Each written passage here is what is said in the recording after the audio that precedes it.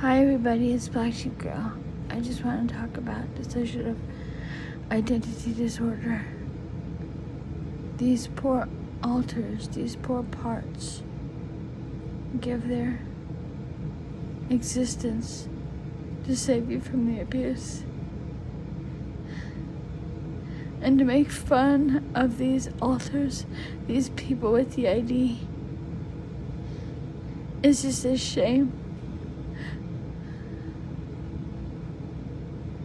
They gave their lives for you.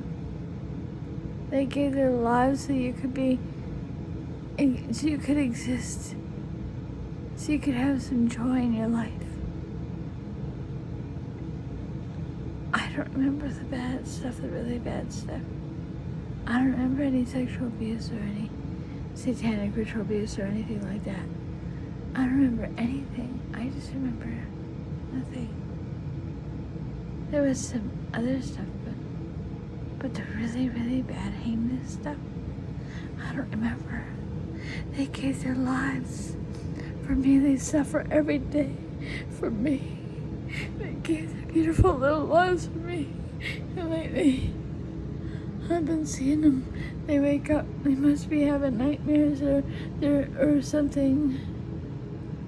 They'll wake up and for a second, and they'll get up and they'll start making noises like they're scared. And one little tiny person said, "Help me, help me."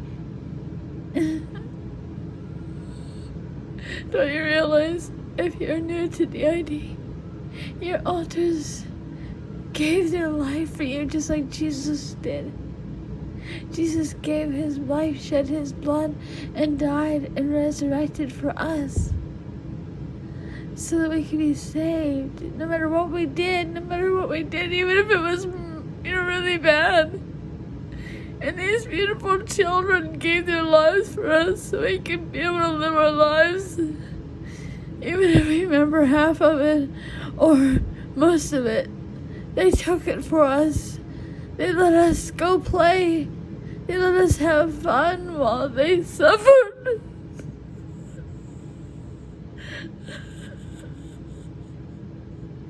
They suffered, and they still suffer today. My therapist, he calls it broken heart syndrome. I want to personally say to all my alters, all my parts, I love you. You took all the pain from me, and I could never thank you. I could never repay you for everything you've done for me. I love all you alters. I love all your parts. You're all beautiful in your own way, and I love to hear your voices. I love to hear your voices. I can't get enough of you. You make me smile, but you make me cry too when I see your pain. My parts don't even come out that much, because they're so terrified most of the time. I think I said the idea was that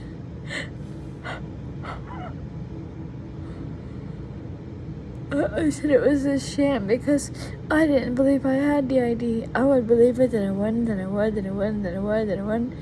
But see these little ones coming out when I'm sleeping. I'm asleep. I'm still sleeping. They wake up. And one cried and said, "Mommy, Mommy." And the other one cried and said, "Help me, help me." Just such a little voice. "Help me, help me." It was so sad. These little people, they were little. Some of them grew up. Some of them grew up partially. They gave their lives for us that have DID, so we could be able to play and live our lives, even if we remembered some of it or half of it or whatever. Sometimes I'll have a memory and they wipe it out. It's like, oh, that's too much for you. I'm gonna take that away for you. Meanwhile, they're suffering. They're suffering.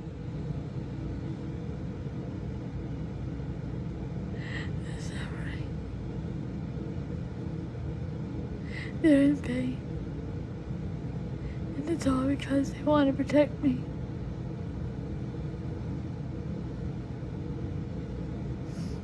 I hope to get to know them the first, year and a half.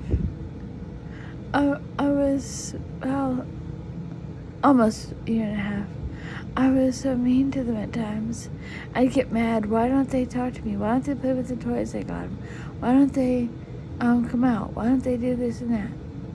I think mine are so traumatized. They don't want to come out. They're so scared. They don't want to come out. Anyway.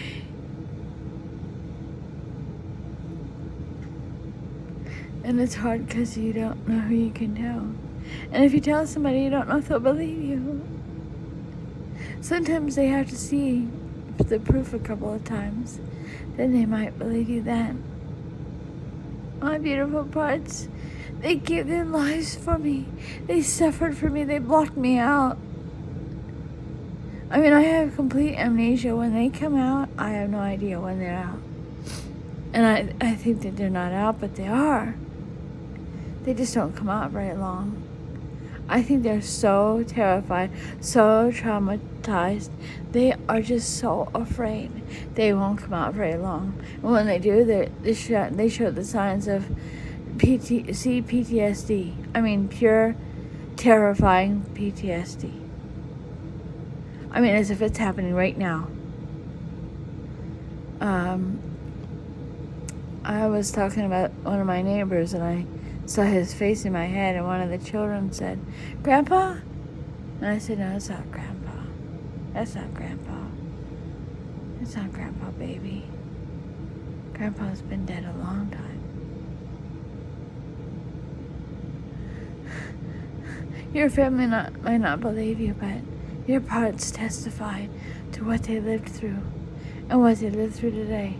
Because even though it's 2024, let's say you were born in 1970 or 1965, 1958, they still think it's 1960, 1970, 1975, 1980, 1985. They don't know that it's not that date anymore. They don't know that person's dead, or you're safe, or maybe you're not safe, but you're safer.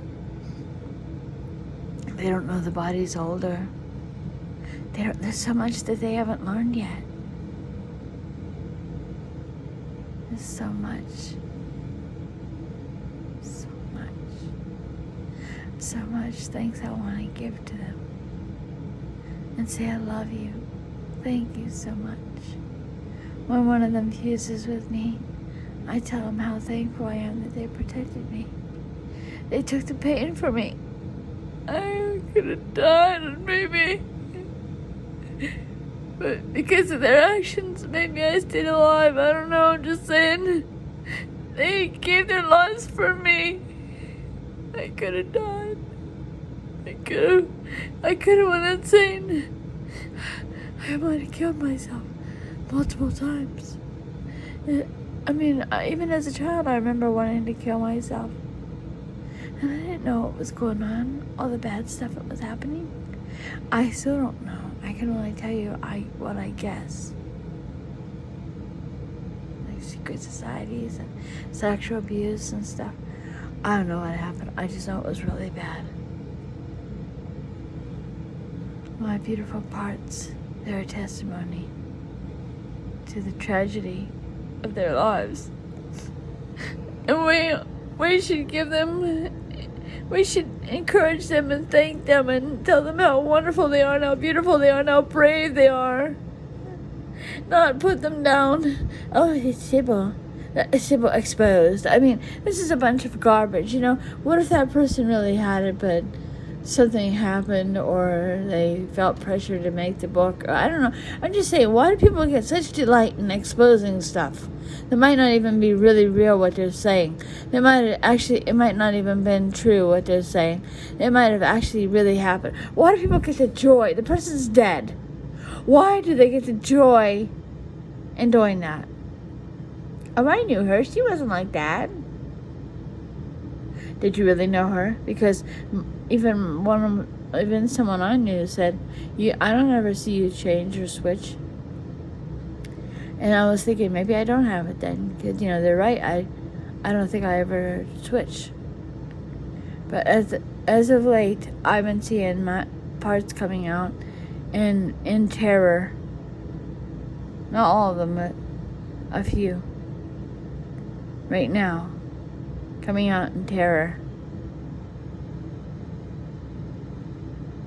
One little one said, help me, help me.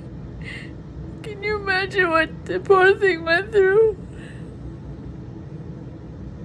Some people have thousands, some people have hundreds, some people have maybe 75 or 48, or maybe some have even less, maybe 20, maybe 10, maybe 5. It's valid what you went through. If you have DID and you're feeling confused, it's okay, it happens with DID. If you feel like, I couldn't have DID, that's not. Denial is a huge part of DID, okay? I made a separate channel for DID because I thought maybe I was talking about it too much. But my channel is, it's not been that good of a ministry because I've been being hurt. But I've been streaming when I go to sleep on a private stream so that only me and one person see, to make myself feel better, to feel safe again. I never really feel safe.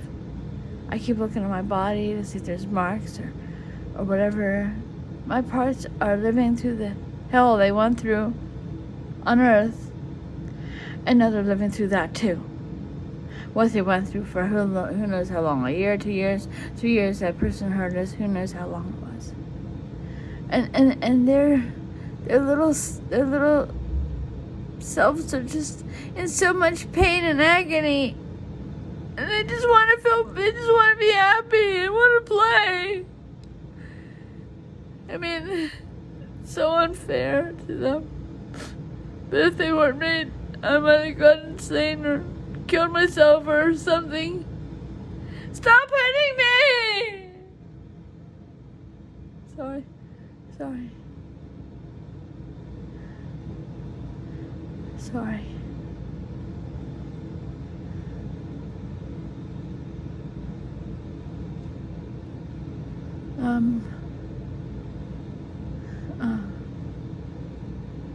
Yeah, I'm just saying they deserve so much more than we give them credit for. And when a person has DID, it's not I'm 80 people, I'm 60 people, I'm 185 people, I'm 214 people. You are one person and they are them. So if you have 60 alters, you're you, and each alter is themselves.